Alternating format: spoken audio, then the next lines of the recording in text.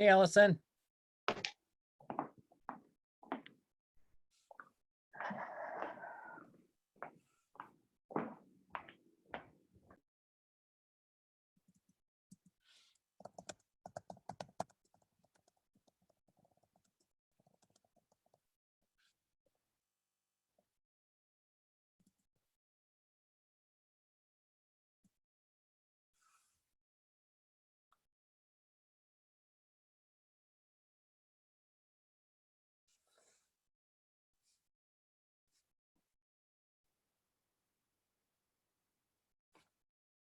Hi. Hey there, how are you? I'm good. How are you? Good, good. Allison, are you on here? She's muted. What's the deal, Allison? She's completely radio silent, muted, and no video. Oh.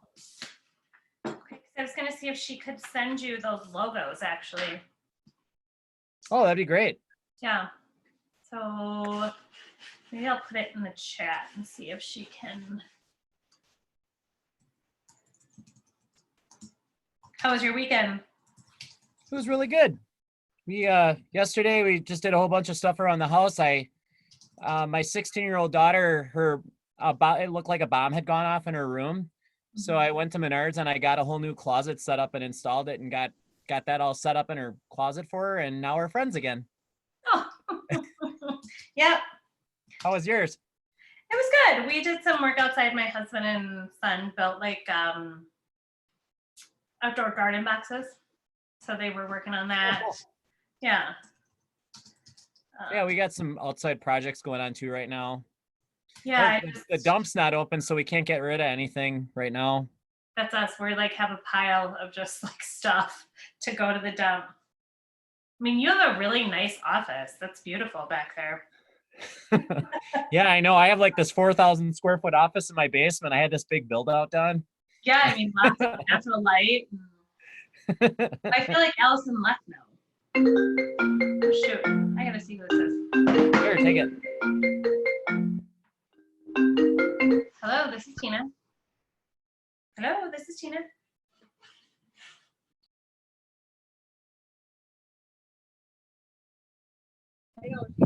Hey, I'm just joining to listen. This is Allison. Hi, Allison. Hi. So I'm gonna go back on mute. Not much. Tina wants to know if you can send the KW Cares logo Okay. to me, because we're going to do a video for that. We want KW Cares. Yeah, so we're going to do. Okay. She's going to get like a dance thing set up going, and I'm going to video it, and Okay. we're going to add the logo in the video. Cool. I will send that Hey, over. ladies. Oh. You like my background? I went on Amazon and I bought a green screen, and I put it in my office. So now I'm going big time. Cool. How are you, Ashley? I'm good. How are you? I'm doing good too. Hey, Kathy. Hey, how's it going? It's going good. Hey, Whitaker. Hey, how are you? Good. You're on my list of people to call today. Yeah, I don't have any money, so just don't bother about calling. Did you get a phone call, Kathy, from a bail bondsman at all, or no? Not yet. 'Cause this green screen is actually in my jail cell, and I need some help. That's quite a big room you're sitting in. I'm just glad you got away from that bison. That was a close call. Yeah. Yep. I narrowly escaped fate from that whole situation. I was actually talking about bison burgers, and those guys showed up. There you go. So out of respect for everyone's time, we were going to have a town hall meeting and talk about, lending trends and other things. And before I get into some of the content and some of the, thoughts of like different value propositions and action items that are going through my mind, does anyone have any scenario questions or anything that came up for you over the weekend, or anything within your pipeline that's causing any challenges that you want to talk about?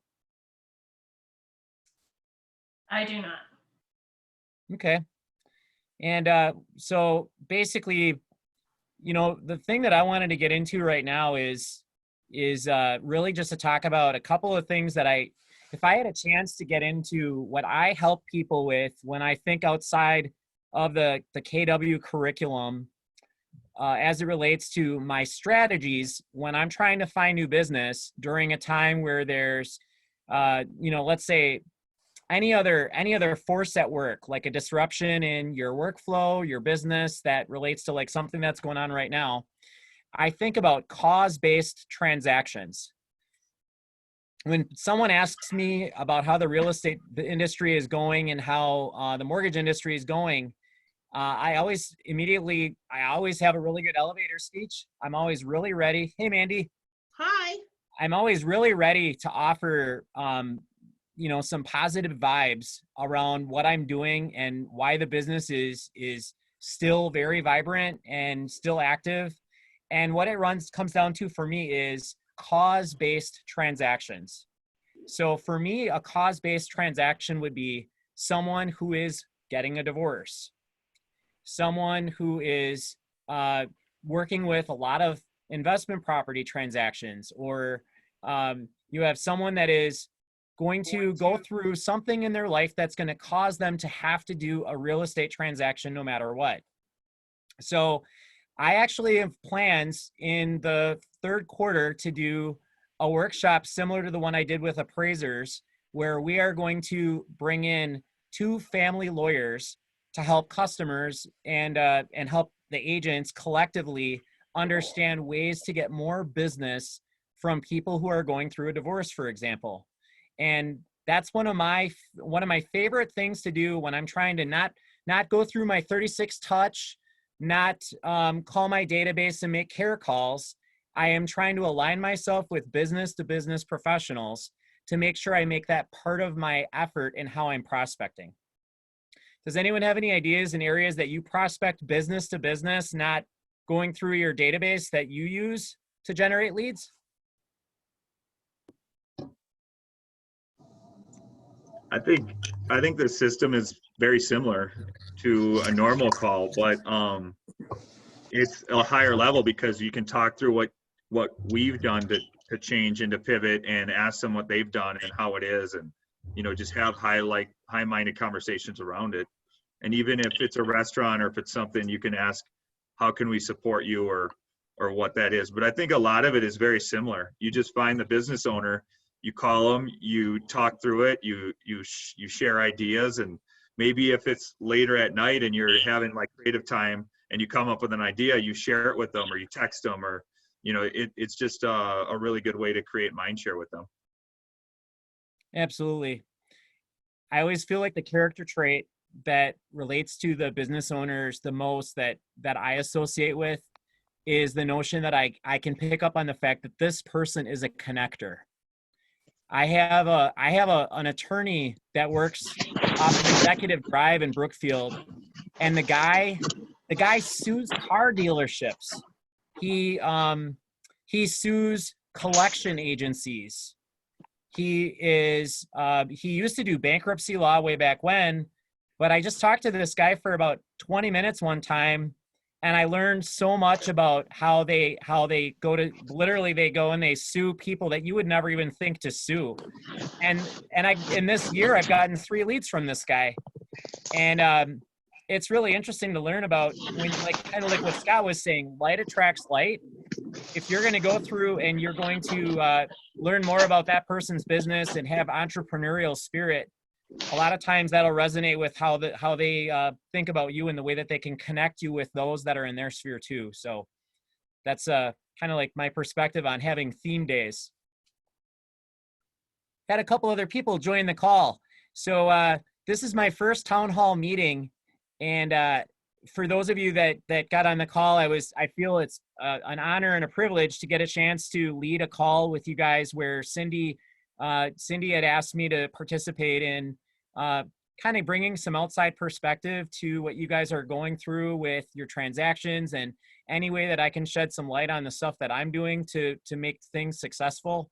And I had said, but there wasn't a lot of people on the call yet. Is there anyone that has any scenario questions or any questions about the trends in the mortgage industry that are occurring right now? And if we don't have any of those, I'm just gonna chime in with a couple of things that I'm seeing and hearing.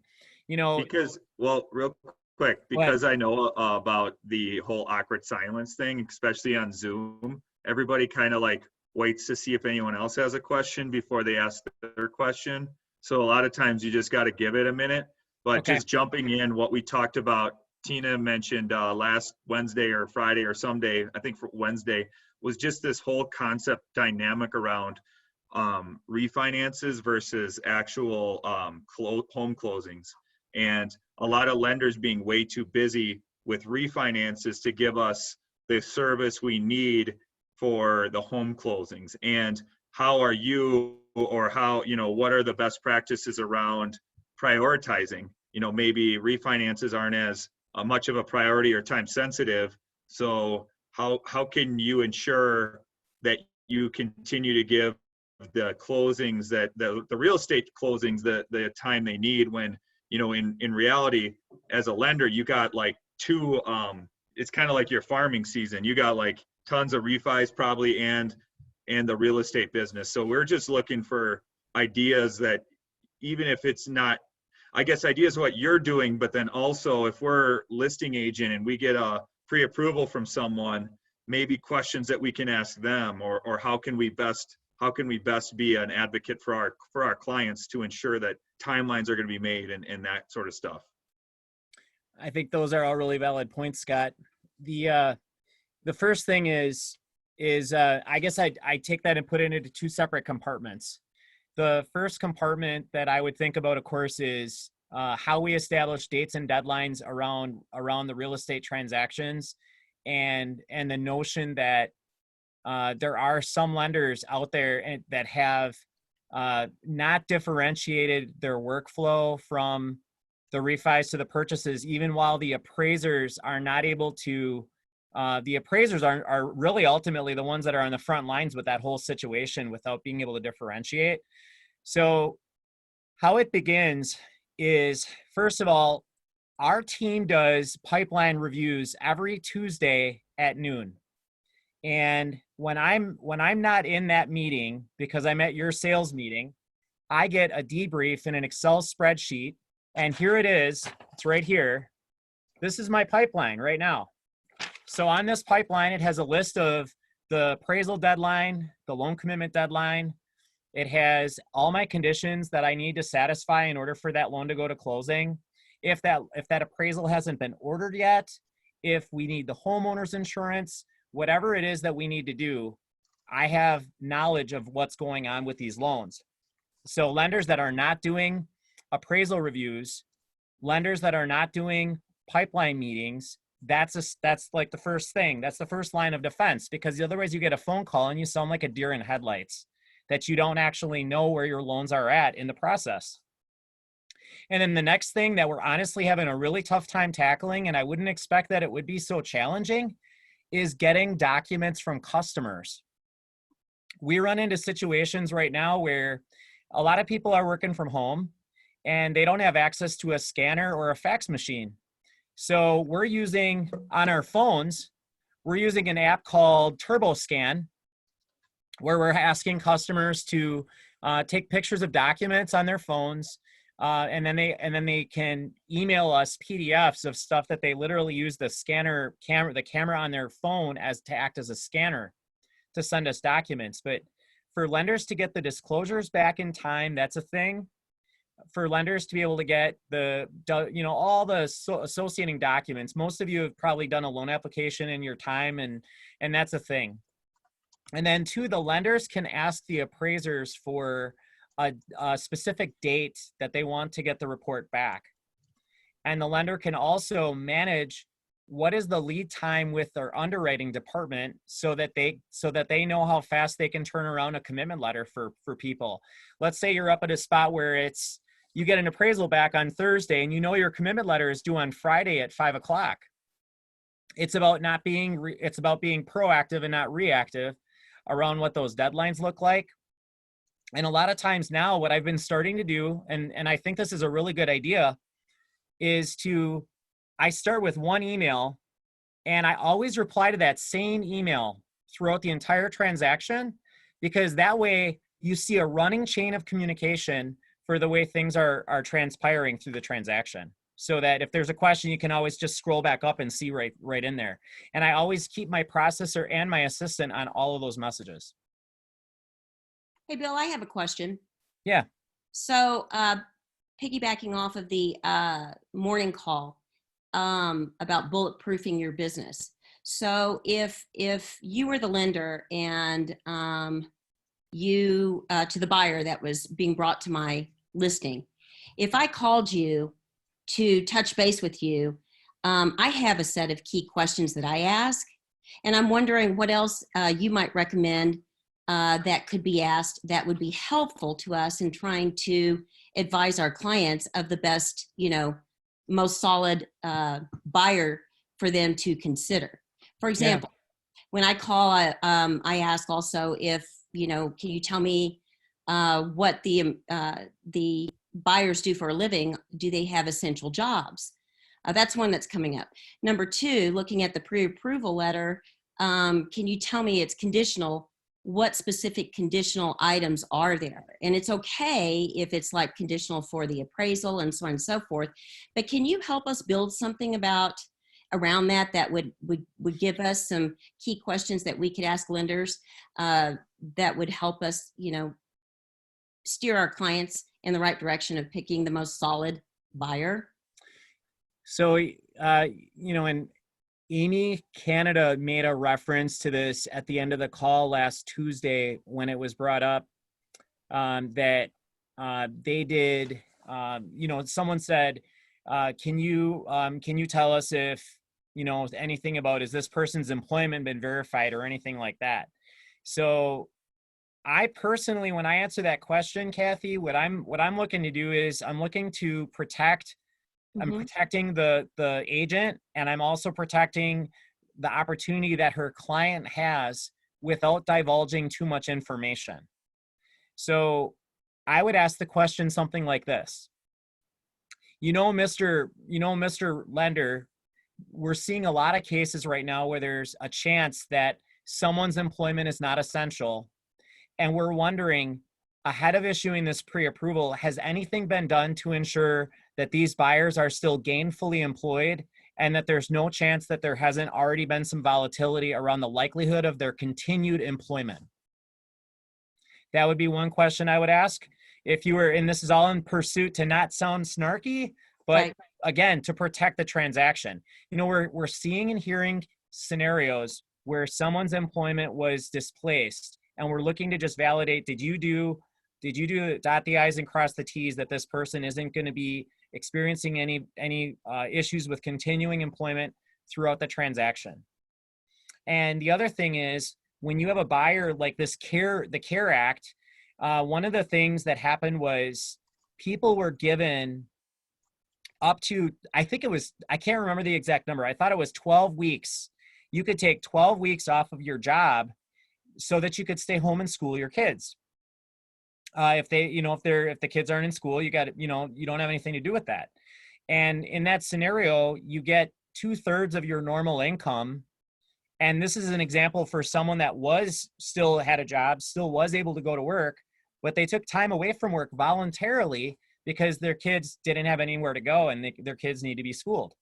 So in that scenario, I don't want to go off on too far of a tangent, but basically, because I could tell you how I resolved that, but I would say this: you're in a scenario where, as you can imagine, Mr. Lender, Mr. and Mrs. Lender, we're in a position right now where we're definitely looking to protect this transaction if we're going to take this property off the market.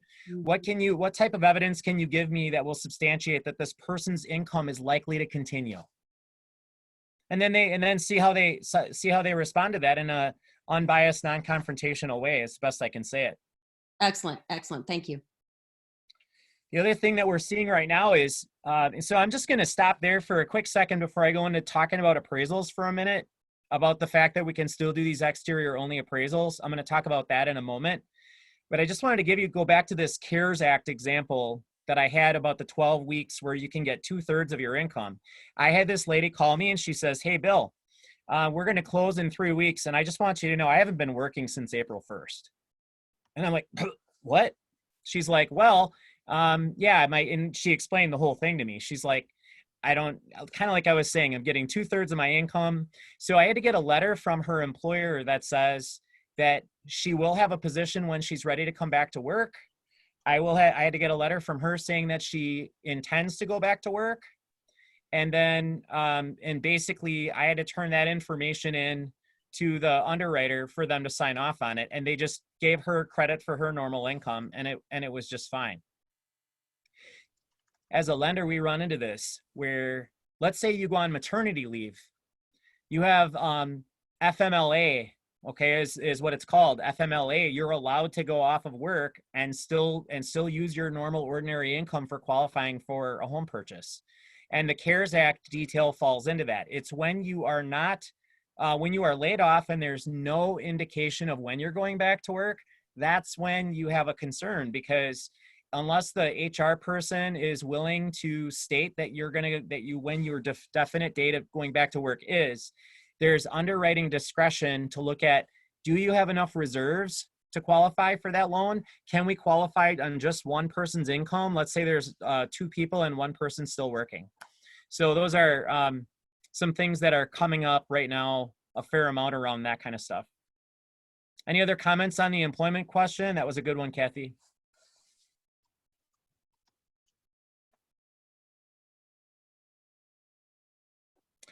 I was going to talk about appraisals a little bit. Last week, I had a scenario where I had an FHA transaction, and the house was priced at $152,000. I'm sorry, it was priced at $150,000. And there was a seller concession for closing costs and prepaid items. And there was and then they decided to raise the bid above the sales price by another $3,000. And the appraisal came in low. And we had to go through and dispute the appraisal. And for some of you that were at our Ask the Appraiser event that we did back in February, you could probably relate to this.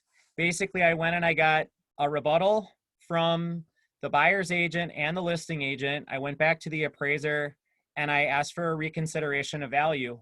I had a sales price of $157,000, and I got the appraisal revised. It came in at 152 on a 150 list, and I got it revised back up to 155. The trap that we run into is almost like we go into the transaction initially with the buyer not realizing that if this doesn't appraise, the first thing you're going to lose is your seller concession, because the seller's first going to say, well, I was giving you that money back. That was the reason why you raised the sales price. So thankfully in that scenario, it is with actually an agent at KW Southwest that this all played out. We were able to resurrect and save it, but it definitely required teamwork between both the agents and for the customer to actually keep a level mindset regarding how it was going to play out. And it took 2.5 days to get it resolved, but we got it resolved. Is anyone experiencing any appraisal issues right now?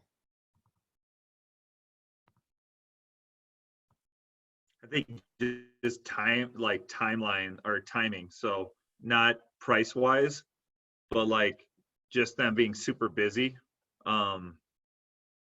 And again, I think that has a lot to do with what's going on with the refi. So, you know, we were on a call this morning, I think it was this morning, you know, all the days are blending together, about bulletproofing the transaction and ordering appraisal as soon as possible, like right when there's an accepted offer, getting title work done as soon as possible, and you know, not waiting for inspections, not waiting for certain things just because you don't know what that will look like. So I just think it's more of a timeline standpoint.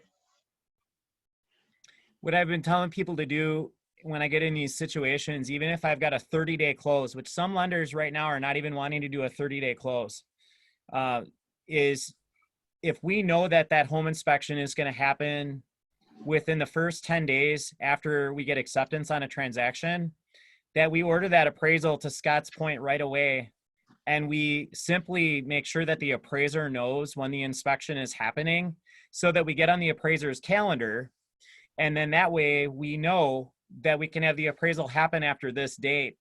And sometimes I'm in a spot where I will just candidly tell the buyer, hey, listen, we're going to order this appraisal right away because we don't have any time to wait. We've got dates and deadlines in the contract. You were in competition. This is what we need to do to make sure that this is going to follow through and we stay in contract on this transaction. I have seen cases where I have to pay an extra $100 to rush an appraisal to get it some priority.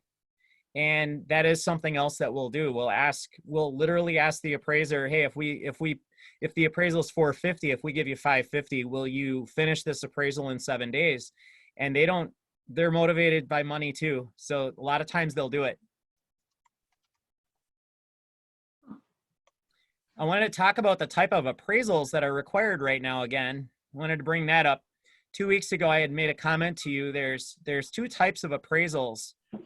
You've got an interior exterior appraisal, which is what most of us are used to. We saw last year, and I think the beginning of 2019, we saw scenarios where appraisers were out of the mix because if you have at least 10% or more down, we were getting appraisal waivers. And it's literally where they're not even going out to the house. Has anyone experienced it where you didn't have to even get an appraisal done on your transaction? Yeah, I had that on one. I have that on one right now. Yeah. Yeah, so basically what happens is the lender puts the whole file in their system, in their underwriting system that they have on their computer, and all the local mortgage companies for the most part use the same type of system. It's either through Fannie Mae or Freddie Mac. They go to USPS.com and they get the address. So it's identical to what it's listed at on USPS. And they put that in their system. And then the system will check a database of properties. And if they can see that there is, that property checks out for value, that's where you get the appraisal waiver. Now, if we won't see appraisal waivers if you have less than 10% down. So that's a key thing there. But if you don't get the appraisal waiver, all the transactions right now, FHA, VA, conventional, are all allowing us to do exterior only appraisals.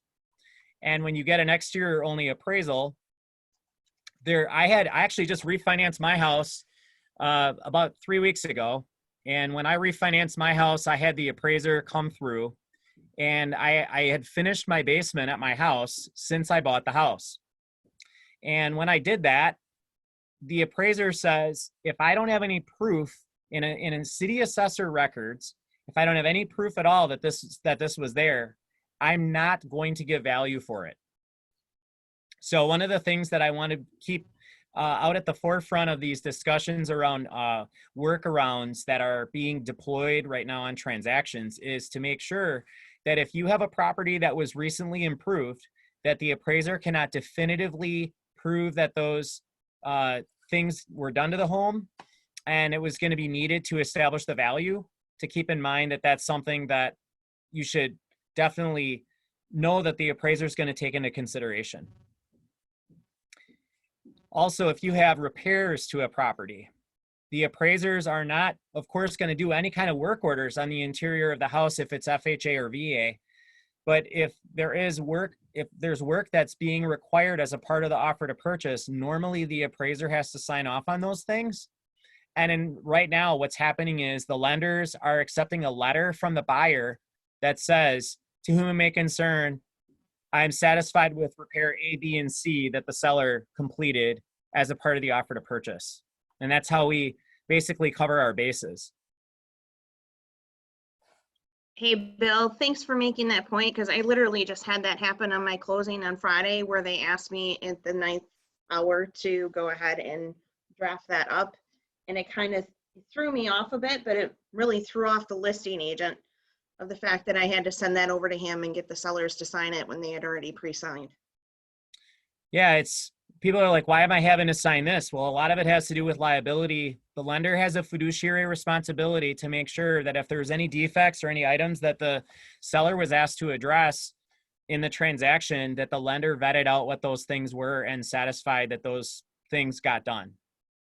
I received a phone call from one of the KW agents about an hour and a half ago regarding a radon test.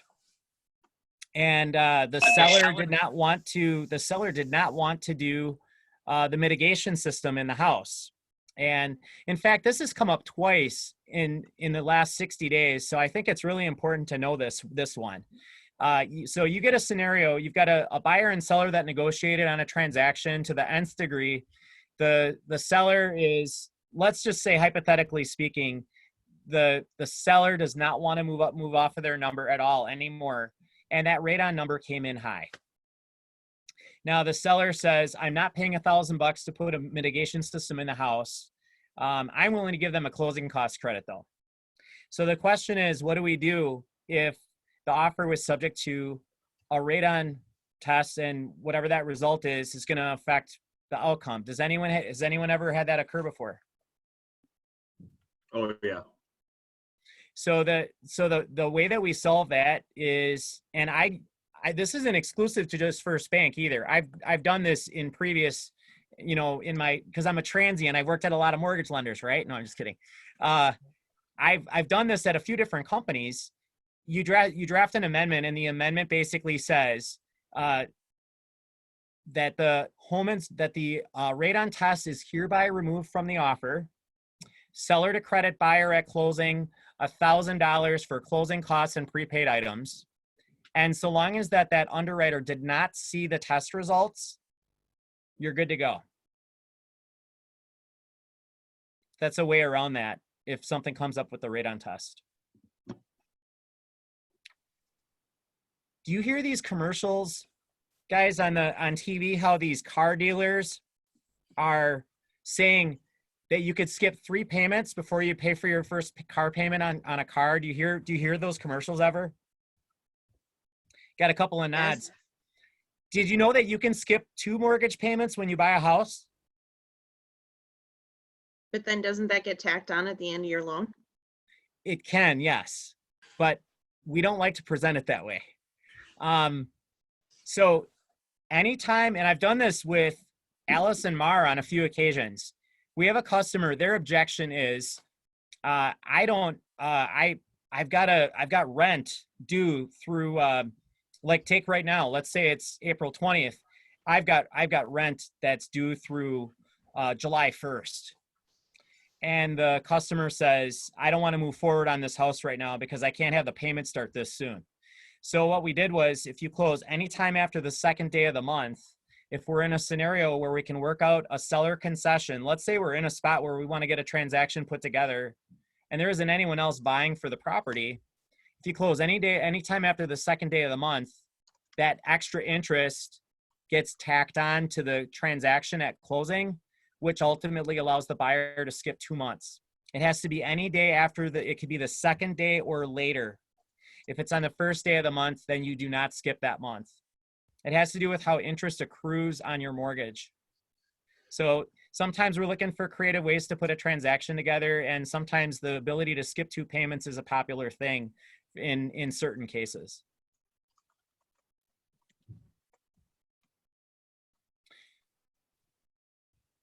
I'll open it up to you guys if you have any other thoughts or questions that maybe you had a trigger while we were talking about the other stuff on the call. I just want to say, like, how much I love listening to you, Bill. Like, even though I'm muted because my kids are really loud and we're putting together Legos, like, you have such a great way of breaking it down. So I appreciate you. Like, Thank you for saying that. I agree completely. Yeah. I can elaborate on a few other things. It's we're 30 minutes in. I know we carved out just enough time to try and see what we could cover today. And basically, you guys, I want to stress to you a couple of things regarding this process that we're going through as we embark on this transition. Everyone that I'm hearing and talking to is doing a really good job redefining themselves and doing a really good job continuing to maintain your identity while you're going through this time with your clients and your touches and all of those things. the message that I keep hearing over and over again is the amount that everyone is becoming effective at using video in your transactions. I had made a few comments about this in the past. As you all know, Kim does a great job with her bomb videos. And the one thing that I think we need to do more of is a learning style, like, so story marketing. Like, I've seen Scott doing stuff on Instagram where there's the marketing is told in the form of a story. People associate with that so well. I'm doing a lot of screen recording on my computer. When I do my spreadsheets for my customers, because I can't meet with them in person, I'm putting a spreadsheet that has 4 different examples on it, and I'm recording a video message where I'm down in the corner in a little square. You can see me in the corner. And I send that to the customer, and people associate with you so much more when they can see and hear your voice giving an explanation. So in your case, if I was going to send some MLS properties or a virtual showing tour to a customer, I might be doing a video screen record as another method of being able to express to people your value proposition instead of typing it in an email message. Is anyone else using video towards how you're touching your clients? I will be this week. More to come. I had made a few canned videos. So like an introductory video for my customers so that they can get a chance to know me a little bit. And just like what as my mom would say, what's your bedside manner? Like, Mom, come on, it's a little private. And I would basically, you know, want someone to know that I'm a down-to-earth person, that I'm left-handed and I like square dancing and underwater basket weaving. No, I might say something that just really gets them the impression that I have credibility, that I have a really good market sense, and that I'm going to make sure you feel safe during the transaction. Because right now, the number one thing people want is to know that they can feel safe.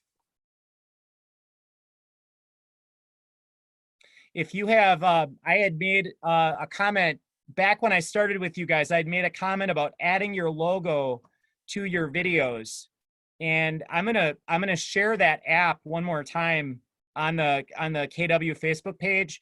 But I just want to make sure that you are. And Alex Dinamarca does the awesome job of this. He always has his custom branding on all of his videos and all of his pictures.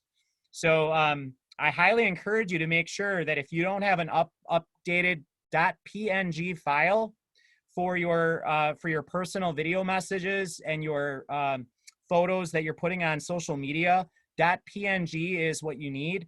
Allison actually is sending us the KW Cares logo because Tina asked me to get involved on a project where we're going to do a video coming up here for with KW Cares, and I know you guys are going to love it. I hope that we can get involved in some more video projects too as we go, because I really have a lot of fun doing those. I don't know if any of you saw my family Easter bread video that I put on Facebook, but I made a video with a spin of like MTV Cribs and then making my Nana's favorite Easter bread. So if you haven't seen that video, go on my Facebook page and check it out. If anyone has any scenario questions that they'd like to ask off the call afterwards, I will be around until 5:30 or so. Always happy to look at any scenario questions. I know I did get a rescue request from Tina last week that I unfortunately couldn't fulfill, but she got it taken care of.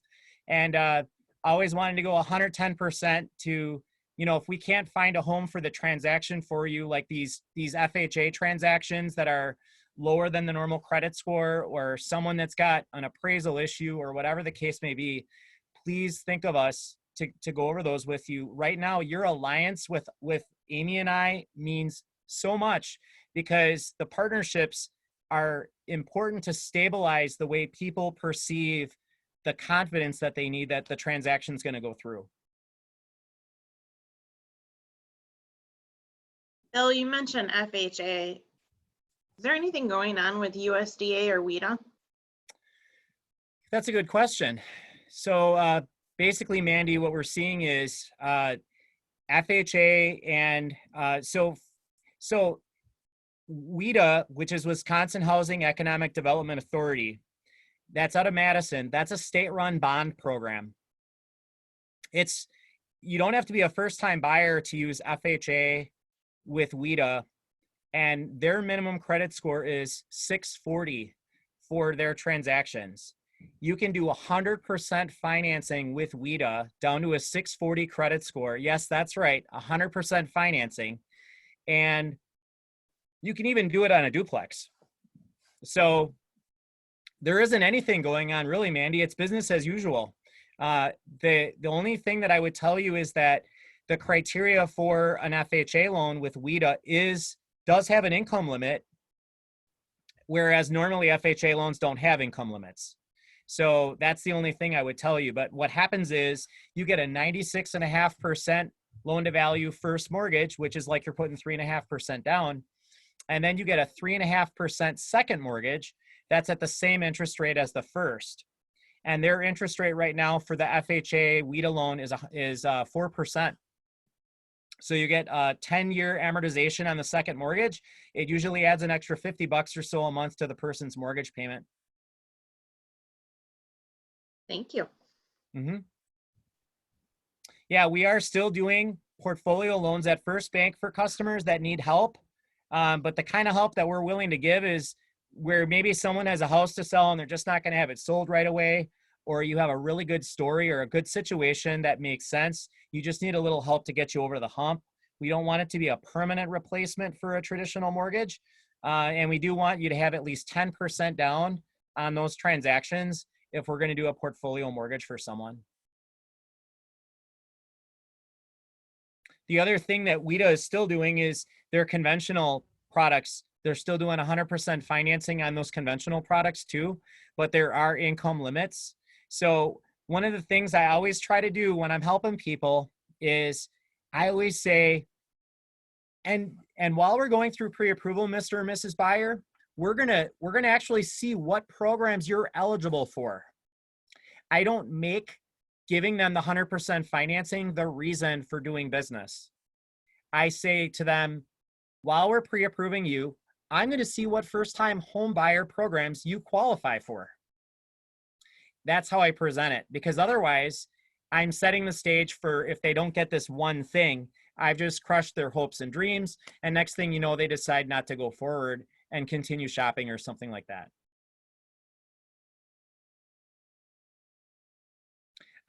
Everyone that was on the call, I'm going to attach my theme days message on the KW Facebook page as well.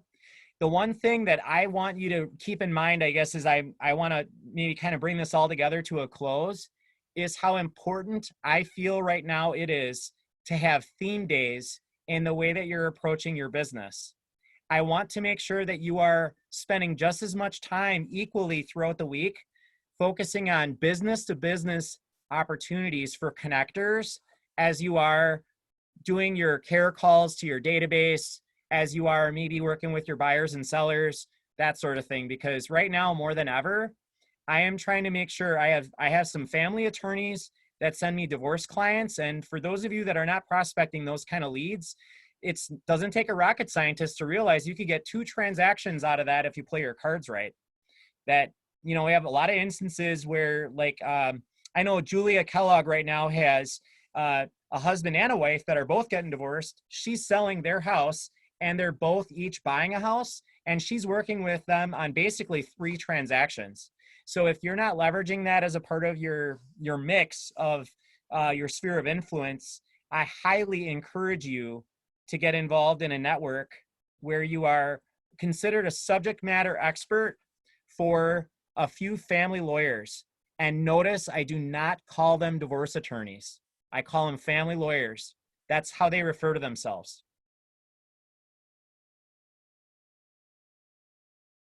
I'll bring some more good stuff next week, guys. If you could do one thing for me, I'd really appreciate it. If you could encourage others to join the call next week.